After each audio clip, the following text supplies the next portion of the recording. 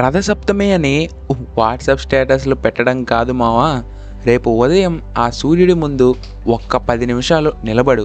ఎందుకంటే మనం ఇప్పుడు బ్రతుకుతున్నది జీవితం కాదు, 4 గోడల మధ్య ఒక చీకటి బ్రతుకు. సూర్యుడంటే కేవలం ఒక గ్రహం కాదు, మన బాడీ అనే మిషన్ నడవడానికి కావలసిన పవర్ సోర్స్.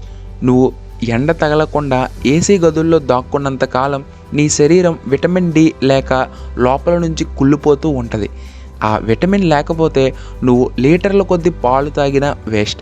ఎందుకంటే ఆ కాల్షియం నీ ఎముకలను పట్టించే శక్తి కేవలం సూర్యరశ్మికి మాత్రమే ఉంటుంది.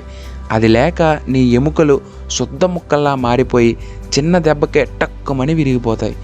రేపు సూర్యుడు తన దిశ మార్చుకుని ఉత్తరాయణంలో ఎంటర్ అవుతున్నాడు.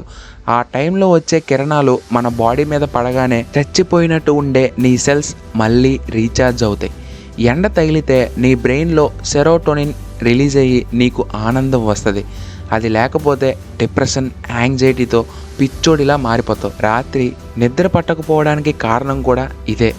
ఉదయం ఎండ తగిలితేనే రాత్రికి మెలటోనిన్ రిలీజ్ అయ్యి నిద్ర పడుతుంది. మన పూర్వీకులు సూర్య నమస్కారాలు చేసింది దేవుడి కోసం మాత్రమే కాదు మావ, ఆ సోలార్ ఎనర్జీతో బాడీని రీఛార్జ్ చేసుకోవడం కోసం.